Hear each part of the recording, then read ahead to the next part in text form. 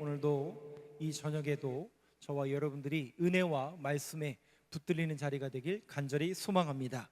저희가 지금 욥기서를 쭉 읽고 있죠. 계속해서 욥기서를 읽고 있고, 욥기서를 여러분들도 성서 일과에 따라서 읽으실 텐데 쉬운 성경은 아닐 겁니다.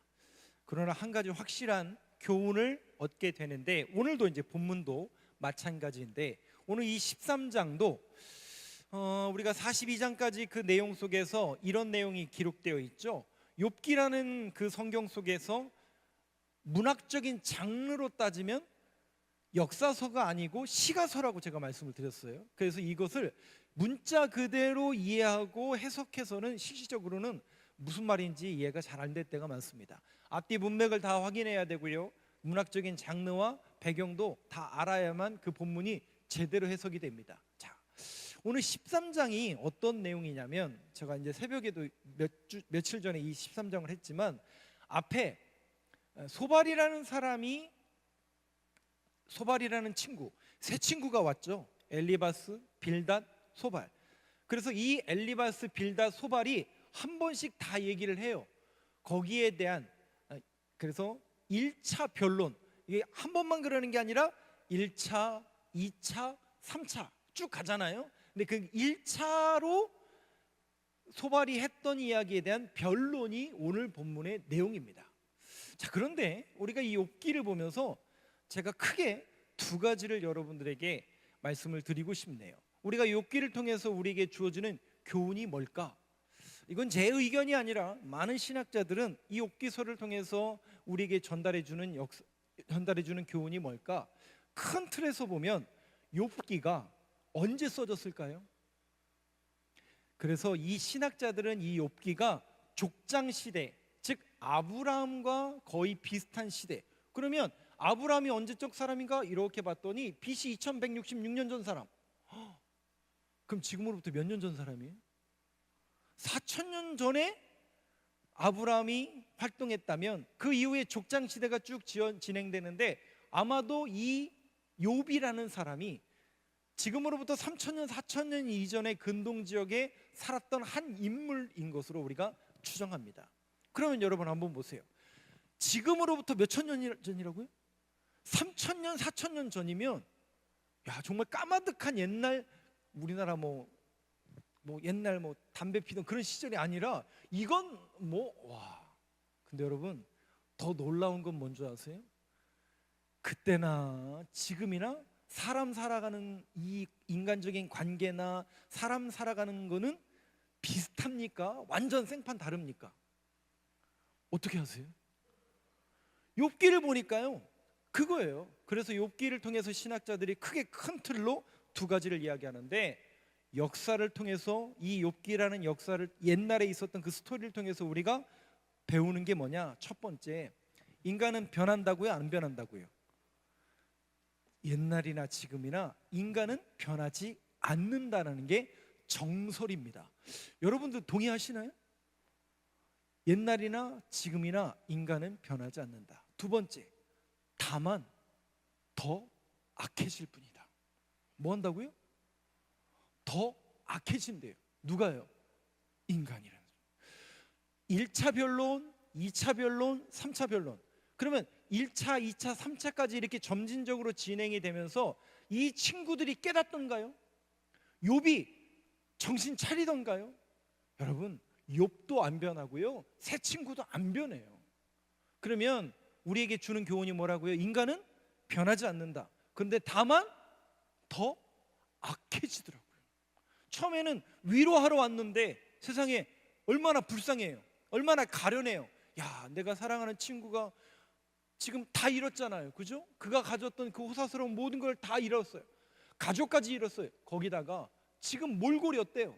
형편없죠? 건강까지 잃었단 말이죠. 그 모습을 보며 차마 아무도 말을 못했겠죠. 그런데 대화를 나누고 함께 변론을 하다가 어떻게 돼요? 어느 순간부터 욥을 뭐라고 정죄하기 시작해요? 네? 너 왜 회개하지 않냐? 너 왜 너 악인이야. 너의 지금 이 결론은, 지금 이 상태는 분명히 네가 하나님 앞에 해결하지 못한 문제들, 그 죄에 대한 결론일 거야 라고 정죄하고 있더라고요. 누가요? 이 친구들이. 그러니 그게 위로가 돼요? 근심거리가 돼요. 차라리 아무 말도 안 했으면 좋겠다. 욥이 계속 요청하잖아요. 야, 그냥 아무 말도 하지 말고 그냥 내 말만 들어줘도 위로가 되겠다. 차라리. 그런 모습을 보면 인간 사회는 변하지 않는 것 같습니다. 그러나 중요한 건 뭐냐면요, 욥이 이러한 문제와 원인과 어려움 가운데 우리도 참 이 부분을 해석하기가 어렵지만 욥이 놓치지 않는 시선을 여러분들이 발견하셔야 돼요. 이 욥기를 읽으시면서 우리도 이해가 되지 않죠. 욥은 그래도 하나님께서 괜찮은 사람으로 인정받았고 볼 때도 신앙적으로 괜찮은 사람인데 왜 이런 고난이 왔을까? 우리도 이해할 수 없죠. 그런데 이 욥기를 흐르는 그런 변론과 이런 스토리 속에서 여러분들이 놓치지 말아야 될 시선, 그게 뭘까? 오늘 본문의 배경이 되는 앞부분을 한번 볼게요. 1절부터 3절 한번 보시죠. 욥의 시선, 그것이 뭘까? 저하고 3절까지 한번 교독해 보겠습니다. 나의 눈이 이것을 다 보았고 나의 귀가 이것을 듣고 깨달았느니라. 너희 아는 것을 나도 아노니 너희만 못하지 않느니라. 3절 한번 같이 읽어보겠습니다. 시작. 참으로 나는 전능자에게 말씀하려 하며 하나님과 변론하려 하노라. 욥이 놓치지 않는 시선이 뭘까요? 이게 왜 나도 이런지 모르겠다니까. 너희들이 하는 이야기 무슨 얘기인지 나도 다 아는 얘기라니까. 근데 나도 모르겠고 너희들도 모르겠지 않냐. 그래서 나는 너희들과 얘기하고 싶지 않고 하나님께만 이야기하고 싶다. 하나님과만 변론하고 싶다. 모든 문제를 가지고 누구에게 가는 거예요? 하나님께 가는 거예요. 근데 이 세 친구들의 모습을 보세요. 이 세 친구들은 통속적이고 관습적이고 자신들의 신앙의 패턴만을 얘기해요. 그렇죠? 그런 한계를 벗어나지 못해요. 그래서 그를 뭐 하기 시작하냐면 결국은 정죄하더라고요. 정죄. 근데 욥은 놓치지 말아야 될 시선이 뭐라고요? 하나님께만 나아갑니다. 그래서 여러분, 캠벨 몰간이라는 신학자가 이야기한 것처럼 믿음이란 무엇이냐? 모든 문제를 가지고 하나님께 나아가는 것이다. 여러분, 믿음이 없으면요, 죄송하지만 기도도 하지 않습니다. 왜 기도하지 않는다고요? 하나님을 신뢰하지 않으니까. 기도할 이유가 없는 거죠. 그런데 캠벨 몰간이라는 목사님이 얘기하신 것처럼 우리가 믿음이 있다는 건 뭐냐면, 하나님, 저도 잘 모르겠습니다. 왜 이런지 잘 모르겠고요, 왜 이런 상황이 있는지 저도 모르겠습니다. 그러나 분명한 것은 하나님이 살아계시고 하나님만이 역사의 주관자이심을 내가 믿습니다. 그 모든 믿음의 고백을 가지고 하나님께 나아가게 하여 주옵소서. 오늘도 그래서 오신 거 아니에요? 저만 나러 오신 분 없으시잖아요. 감사합니다. 저만 나러 오신 분 없잖아요. 하나님 만나셔야죠. 왜? 하나님만이 우리의 답이 되고 하나님만이 우리의 해결자가 된다라는 그 믿음의 고백이 있기 때문에 우리가 이 자리에 있는 거거든요. 항상 그런 믿음의 고백과 시선이 변하지 않는 저와 여러분 되시길 간절히 소망합니다. 인간 변하지 않습니다. 다만 더 악해질 뿐입니다. 그러나 중요한 건 뭐냐면 하나님께서 우리에게 믿음을 주신 거죠. 하나님을 신뢰하게 하시고 하나님을 만나게 하시고 하나님을 바라볼 수 있는 그 시선과 믿음의 고백을 주셨으니 오늘 이 밤에도 그 시선과 믿음의 고백을 가지고 하나님께만 우리의 모든 시선이 고정되길 간절히 소망합니다.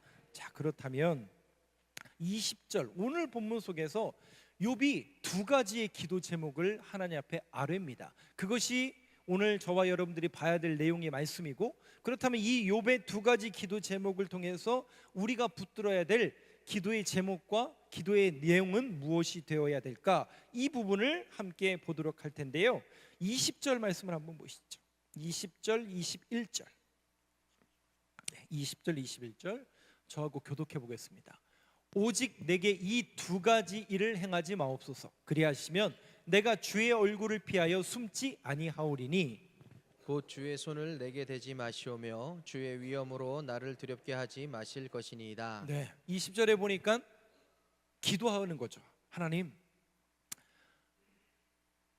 20절 다시 한번 보여주세요. 내게 이 두 가지를 일을 행하지 마옵소서. 하나님 앞에 간구하는 거죠. 그리하시면 내가 주의 얼굴을 피하여 숨지 아니하오리니, 첫 번째 21절 한번 보시면 이렇습니다. 주의 손을 내게 대지 마시오며 주의 위엄으로 나를 두렵게 하지 마실 것이니이다. 문자적으로 보면은 뭐라는 내용이에요? 성경을 한번 잘 보세요. 21절 한번 잘 보세요. 뭐 해달라는 얘기예요? 손을 떼달라는데요. 하나님 내한테 손을 대지 마시고요, 주의 그 엄위와 위엄으로 나를 두렵게 하지 마세요. 그럼 하나님 떠나가라는 얘기인가요? 나를 붙들고 있는 이 손을 놔달라는 얘기인가요? 그래서 문자적으로 해석하면 안 된다고 제가 늘 말씀드리잖아요. 근데 여기 보니까 욥을 뭐하게 만든다고요? 두렵게 하는 이 두려움의 정체가 뭘까? 제가 지난주, 그 지지난주에도 이 두려움에 대해서 계속 이야기했습니다. 창세기에 아담과 하와를 두렵게 했던 그 사단의 세력들, 결국 우리의 모든 문제의 근원은 찾아가면 창세기 3장 4절에 있는 것처럼 두려워 숨었나이다. 결국 두려움이거든요.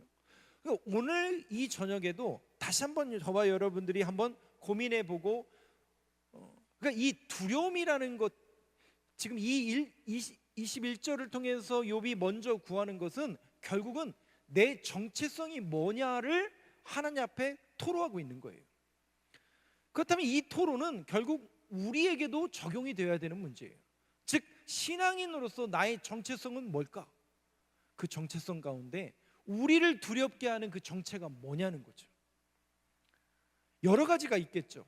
이 밤에도 여기 우리 장로님부터 우리 권사님, 집사님, 우리 성도님 다 이렇게 앉아 계시지만 각양각색의 케이스 바이 케이스라는 단어를 요즘 많이 쓰죠. 알지 못하는 그런 제목들도 있고, 그런 근심도 있고, 걱정도 있고, 두려움이 있겠죠. 그건 다 각자 다를 거란 말이죠. 저 역시도 그 두려움에 휩싸여 있는데, 그 두려움의 정체가 뭐고, 우리가 왜 이 두려움 속에 근심 걱정에 함몰되어져 가고 있는가, 이것이 나의 정체성으로 다가와야 된다는 것이죠. 욥기 조금 더 볼 텐데요. 욥기 6장 4절과 7장 14절 한번 보여주시죠. 네. 욥은 여기에서만 13장에서만 두려워한 게 아니라 6장과 7장, 9장에서도 또 두려움이 있습니다. 두 부분만 한번 읽어볼게요. 6장 4절은 제가 읽겠습니다. 전능자의 화살이 내게 박히매 나의 영이 그 독을 마셨나니 하나님의 두려움이 나를 엄습하여 치는구나. 7장 14절 한번 보여주시죠. 한번 같이 읽겠습니다. 시작. 주께서 꿈으로 나를 놀라게 하시고 환상으로 나를 두렵게 하시나이다. 욥은 변하지 않는 신앙 고백이 있다면, 욥도 두려워하고 있어요. 지금 두려워하고 있는데 그 두려움의 정체와 근원이 우리가 알고 있는 그 두려움, 우리를 두렵게 하는 그런 가시적인 것들, 뭔가 재산의 문제, 세상적인 문제, 인간관계의 문제, 이 두려움을 말하는 걸까요? 주님과의 관계를 말하는 걸까요? 지금 이 욥이 고민하고 두려워하는 건 뭐냐면 주님과의 관계를 이야기한다고. 보세요. 6장, 7장, 13장 동일하게 나오는 고백이 뭐냐면 주께서 나를, 주님 안에서. 그러니까 욥의 정체성은 우리가 고민하고 우리가 두려워하는 그런 가시적인 두려움을 뛰어넘고 하나님과의 관계에 대한 두려움을 계속 이야기하고 있는 겁니다. 이런 두려움이 이 욥의 정체성이고, 과연 내가 정말 두려워하고 있는 게 뭘까? 시편 88편 한번 볼까요?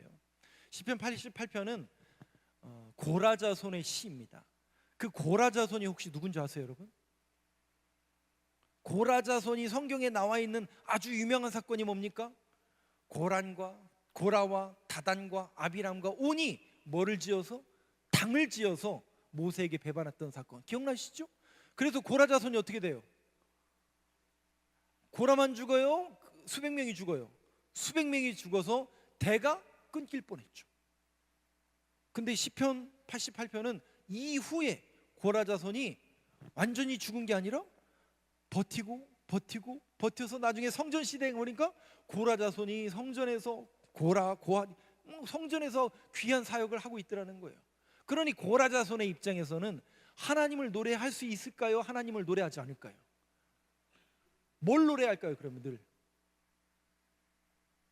우리 조상인 저 누구예요? 고라라는 조상이, 고라가 당을 지어서 하나님 앞에 심판받아 죽었다면, 그리고 그 자손들이 다 멸절당했다면 내가 있어요, 없어요? 없죠. 고라 자손이라 할 수 없죠. 그런데 성전에 어느 날 이렇게 문지기로 있는데, 세상에 내가 이렇게 성전 문지기로 또 성전에서 이런 사역을 할 수 있는 게 원래 고라자손은 멸절당해서 죽을 수밖에 없는데 야, 하나님의 은혜가 아니고서는 내가 여기에 있을 수가 없는데. 그럼 뭘 노래할까요? 그러니까 야, 하나님이 나를 여기까지 인도하셨구나. 결국 우리 조상이 배반했지만 그 배반을 뛰어넘고 회복시켜 주셔서 나를 여기까지 인도하시고 나를 여기까지 인택게 하셨구나. 그거를 노래하는 게 고라자손이에요. 그런데 이 시편 88편은 뭐냐면 그 하나님과의 인간 관계에 대해서, 하나님과 우리 인간의 관계에 대해서 노래하는 거예요. 그러면서 시편 88편 기자는 가장 두려운 게 뭐냐? 하나님과의 관계가 끊어지는 것을 가장 두려워 노래합니다. 그 내용을 한번 볼까요?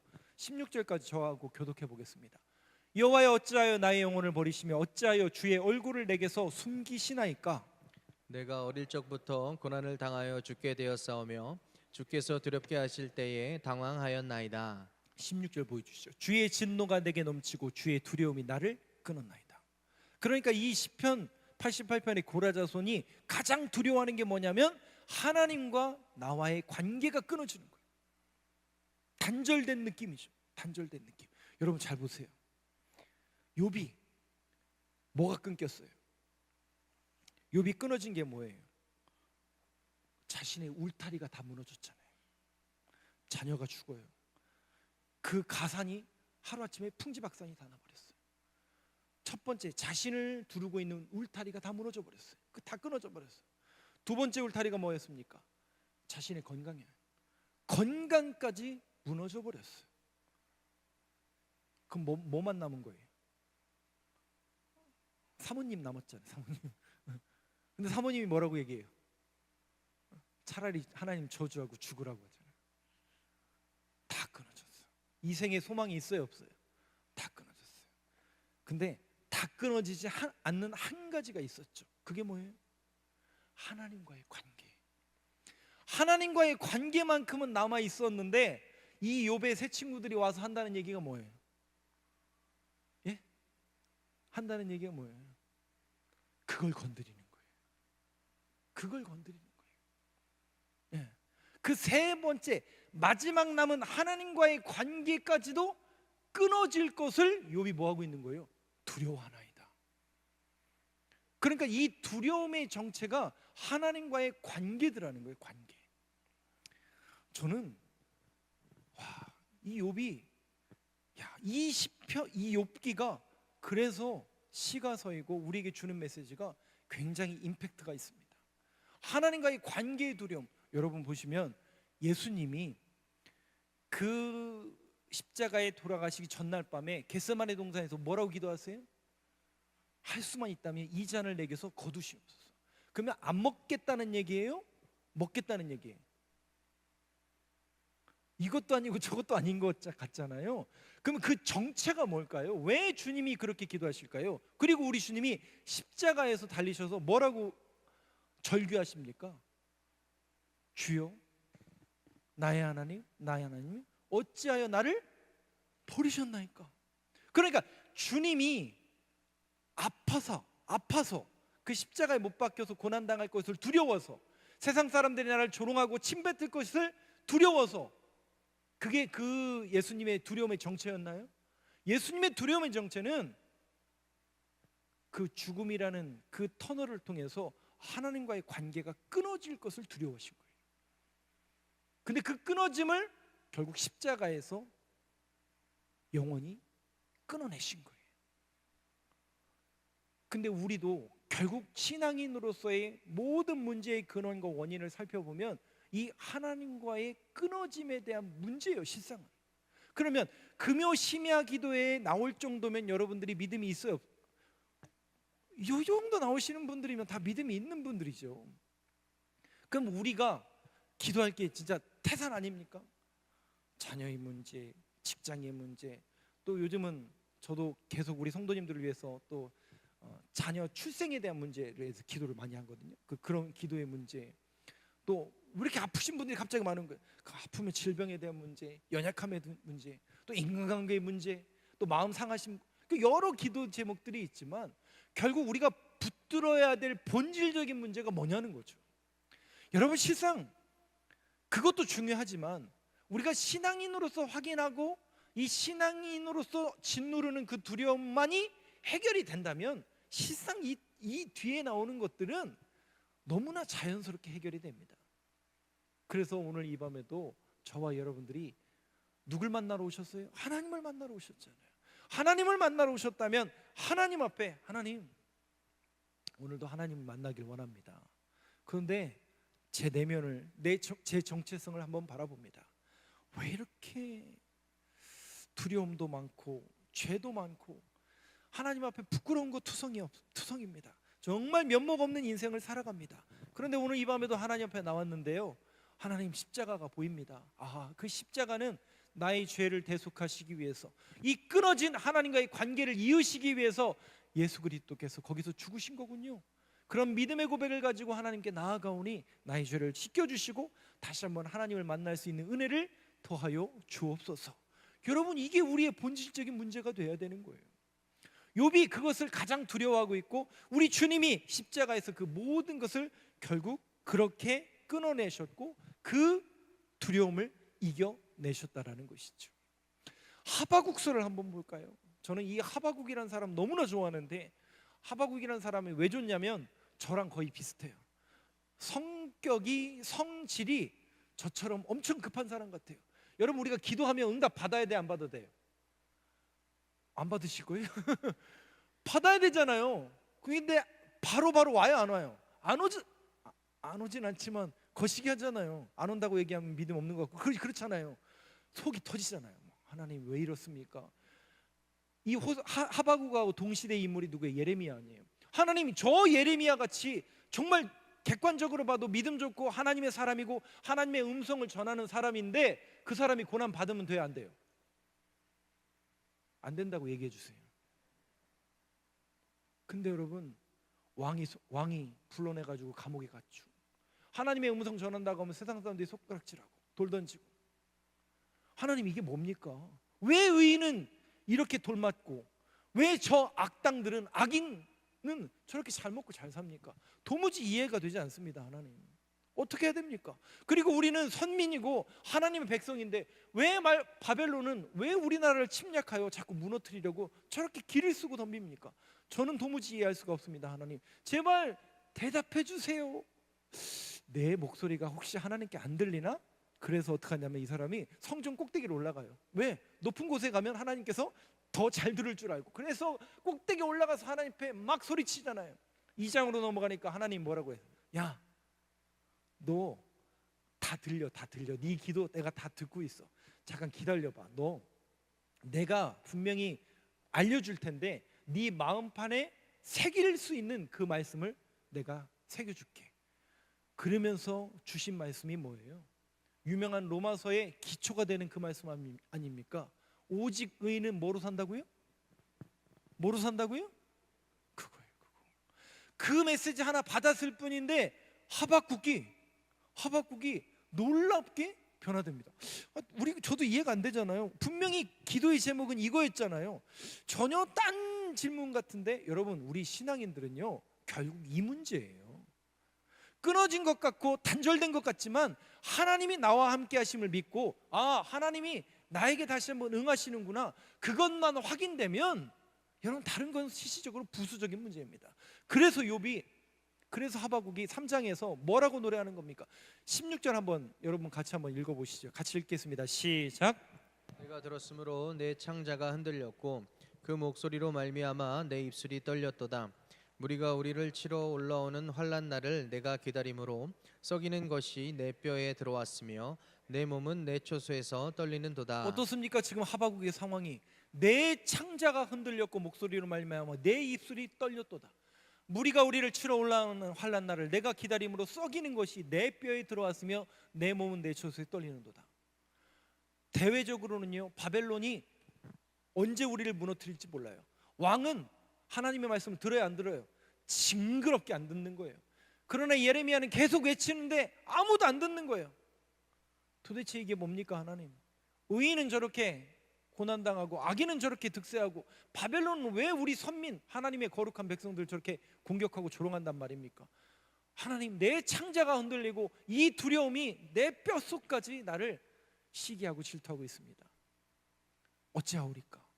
그걸 노래하고 있는 거예요. 그런데 한번 보세요. 17절 한번 같이 읽어보겠습니다. 시작. 비록 무화과 나무가 무성하지 못하여 포도나무에 열매가 없으며 감람나무에 소출이 없으며 밭에 먹을 것이 없으며 우리의 양이 없으며 외양간에 소가 없을지라도. 여러분, 무화과 나무가 무성하지 못하며 포도나무에 열매가 없고 감람나무에 소출이 없고 밭에 먹을 것이 없고 우리의 양이 없으며 외양간에 소가 없으면 망한 거 아니에요? 그렇잖아요. 망했잖아요. 근데 하박국이 이걸 노래하는 거예요. 겉으로 보면 망했죠. 다 잃어버렸죠.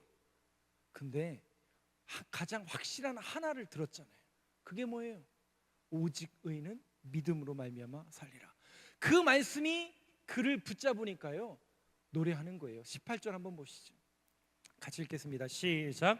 나는 여호와로 말미암아 즐거워하며 나의 구원의 하나님으로 말미암아 기뻐하리로다. 그거예요, 여러분. 하나님과 나와의 관계만 회복되면, 그것만 확실해지면 세상은 간 곳 없고 그 세상을 이겨낼 수 있는 용기가 생기고요, 믿음이 있는 자에게를 통해서 하나님께서 하박국과 예레미야를 통해서 하나님의 역사를 계속 써내려 가시는 거예요. 우리는 이해할 수 없죠. 우리의 생각과 우리의 방식으로 이해하려고 하니까 이해가 안 되죠. 그러나 하나님은 큰 하나님의 틀에서 그런 믿음 있는 사람들을 지금도 부르시고 그 사람들을 통해서 역사하신. 그러면 그 믿음에 있는 사람들은 뭘 본 거예요? 하나님의 뜻을 본 거고 하나님의 나라를 본 거고 하나님의 손에 붙들려 있다라는 게 확실하니까 두렵지가 않은 거예요. 그 길을 걸어가는 거예요. 여러분, 이 밤에도 기도해 주세요. 우리 청년들이 그 믿음의 그 어리고, 오늘 이제 우리 특별히 여선교회 회장님하고 여선교회 임원들이 아침부터 가가지고 어젠가 그저께인가부터 해가지고 그거 닭 삶아가지고 오늘 가가지고 다 준비하시고 아침부터 저녁까지 또 수고하셔가지고 또 이 저녁 또 이렇게 나오셨네요. 근데 이제 권사님들이 이렇게 볼 때는 청년들이 어떻게 보였을까요? 네? 이것도 못하고 저것도 못하고. 아유. 근데 여러분, 저는 기대가 있고 소망이 있죠. 지금은 못할지라도 그들이 누굴 만나면요, 하나님을 확실히 만나고 하나님 손에 그들이 붙들리면, 아하, 하나님께서 기대하시고 소망하시는 그 소망과 기대를 이루는 사람들이 반드시 될 겁니다. 그래서 그 다음 세대들을 위해서 기도하실 때 정말 우리 교회 믿음의 다음 세대들이 하나님 제대로 만나게 하시고 하나님의 손에 붙들리는 인생 살아갈 수 있도록 인도하여 주시옵소서. 꼭 이 밤에도 기도해 주시길 바랍니다. 하박국이 그렇게 노래할 수 있었던 것은 하나님과의 관계가 회복되니까 그 문제가 해결이 되더라는 것이죠. 마지막으로 욥이 기도했던 두 번째 내용을 결론을 내릴게요. 22절 말씀을 한번 보시죠. 욥이 두 번째 기도했던 게 무엇일까? 22절 말씀 한번 같이 읽어보겠습니다. 시작. 그리하시고 주는 나를 부르소서 내가 대답하리이다. 혹 내가 말씀하게 하옵시고 주는 내게 대답하옵소서. 그러니까 여러분 보세요. 21절만 딱 놓고 보면 나한테 손을 거두시고 나를 떠나갔어요. 근데 22절에 와서는 내가 부르짖는 소리에 대답해 주시고 주님의 음성 듣기를 원하고 나와 관계를 회복시켜달라는 그 얘기를 하고 있는 거거든요. 근데 여기 보니까 나를 부르소서 내가 대답하리이다. 혹 내가 말씀하게 하옵시고 주는 내게 대답하옵소서. 저는 이 말씀을 읽을 때마다 한 가지 떠오르는 그 내용이 있어서 제가 웃곤 합니다. 오늘 이제 결론적으로 제가 요거 말씀을 마지막으로 드리고 여러분들에게 결론을 칠게요. 하나님의 음성을 듣고 하나님 앞에 말하고 싶다, 이 얘기를 하고 있는 거잖아요. 예전에 제가 전도사 시절 때 들었던 설교에 그 목사님이 그런 얘기를 하시더라고요. 어떤 목사님이 어느 날은 이제 단위에 이제 2부 예배, 11시 예배를 설교하러 올라가시기 이제 한 15분 정도 남았는데 이제 올라가시려고 이렇게 목사님실에서 이렇게 준비하고 이제 나가려고 준비를 하는데 자기 교회 부목사님이 불이 나게 달려오더라는 거예요. 이 부목사님도 그 시간에 이제 대예배는 안 하고 각 부서 이렇게 맡아서 이제 설교하시고 그래야 될 거 아니에요? 근데 이 부목사님 막 불이 나게 달려오더니 담임 목사님한테 막 요청을 하는 거예요. 목사님 큰일 났습니다. 뭐가 큰일 났냐 그러니까 저를 좀 혼내주세요 그러더라는 거예요. 아니, 제 얘기가 아니라 그 목사님 그러더라고요. 아니 지금 설교하러 올라가야, 목사님도 이제 설교하러 올라가야 되고 그 부목사님도 지금 맡은 부서에서 설교를 해야 될 텐데, 아니 자기를 큰일 났다고 하면서 자기를 좀 혼내달라는 거야. 그러니까 도대체 뭔 말이냐 그랬더니, 아니 그냥 목사님 그냥 저 좀 혼내주세요, 막 혼내주세요 자꾸 그러길래 목사님 한마디 했대. 야 정신 차려, 딱 그러더래. 그 등짝을 한 대 살짝 이렇게 스매싱을 하셨대요. 그러니까 이 부목사님이 감사합니다 목사님 큰절을 하고 확 가더라는 거예요. 도대체 목사님이 도대체 제가 왜 저러나, 뭐 어리둥절한 상태에서 이제 이렇게 해서 강단에 올라가셨겠죠. 그리고 나서 이제 나중에 이제 그 얘기를 스토리를 들으니까 스토리가 이래요. 이 등짝 스매싱을 맞은 목사님이 왜 자기를 혼내달라고 했을까? 여러분들은 그런 고민 안 하시나요? 어떤 때는 하나님이 정말 살아계신 것 알겠죠. 그때는 우리가 노래가 나와요, 안 나와요? 나오죠. 하나님 살아계신 것 같고 하나님 정말 역사하시는 것 같고. 근데 어떤 때는 어떻습니까? 잘 안 계신 것 같기도 하고 보이지도 않는 거, 그럴 때가 있어요, 없어요? 내가 기도를 더 안 해서 그런가? 내가 빡세게 하나님의 말씀을 안 봐서 그런가? 우리도 헷갈릴 때가 있잖아요. 아무런 감흥이 없을 때 이 부목사님이 그 상황에 직면한 거예요. 단위에서 하나님의 말씀을 전해야 될 사람이 아무런 감흥이 없는 거예요. 이게 뭘까? 하나님 저를 좀 만져주시고 말씀하옵소서. 기도해도 돼요, 안 돼요? 안 되는 거예요. 그러니까 담임 목사님한테 가가지고, 목사님 분명히 제가 뭔가 죄 지은 것 같고 제가 뭔가 잘못한 거 있으니까 저 좀 혼내주세요, 이런 거예요. 제가 몇 차례 말씀드린 것처럼 목사 안수를 받으러 가야 되는데, 이제 저는 이제 시골 교회에 있었고 안수를 받으려고 이제 목사님들이 다 같이 이제 충청년에는 시골에 있는 교회들은, 지방은, 저희는 이제 대전에서 이렇게 하기 때문에 지방이 따로 안 가지만 저 멀리 있는 지방들은 1박 2일 연회를 하게 되면 숙소를 정해서 거기에서 목사님들이 다 기거를 합니다. 그러니까 이제 저도 목사님들하고 다 이제 같이 한 숙소에서 기거를 하고, 이제 다음 날 이제 안수를 받으러 가야 되는데 아침이 됐는데 못 가겠는 거예요. 어디를 못 가요? 안수를 받으러 가야 되는데 못 가겠는 거예요. 왜요? 차마 부끄러워가지고, 야, 나 같은 사람이 안수 받는다는 게 이게 도대체 무슨 일인가? 이게 도대체 뭔 일인가? 면목 없는 인생이고 나 같은 사람이 받아도 되나? 물론 딴 사람은 뭐 받아도 될지 모르겠지만 저는 그 문제 때문에 못 가겠는 거예요. 그러니까 저의 선배들이잖아요, 다 선배들. 아는 거예요.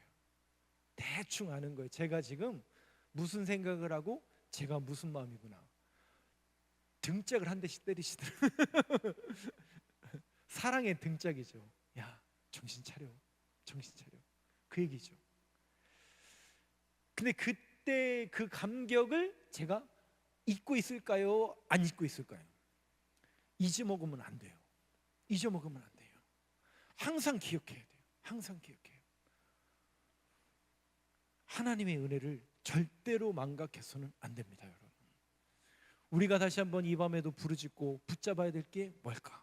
다시 하나님과의 인간관계가 회복되게 하여 주옵소서. 하나님과의 관계가 회복되게 하여 주시옵소서. 그러려면요, 저와 여러분들의 모든 죄악이 토설되어야 돼요. 옆에 분이 혹시 들을까 봐 두려운 것도 있잖아요. 그럼 속으로라도 여러분들이 고백하셔야 돼요. 그리고 정결하고 깨끗한 심령으로 하나님만 제대로 만나시면, 여러분 다른 문제도 있겠지만 그것이 우리의 우선순위고 그것만 회복된다면 다른 문제들, 그것도 하나님 앞에 다 내려놓을 수 있는 이 밤 저와 여러분들의 모습이 되길 간절히 소망합니다. 우리 다음 세대들 이 밤에도 제대로 하나님을 만나는 시간 될 수 있도록 인도하여 주옵소서. 함께 기도하는 저녁이 되기를 원합니다.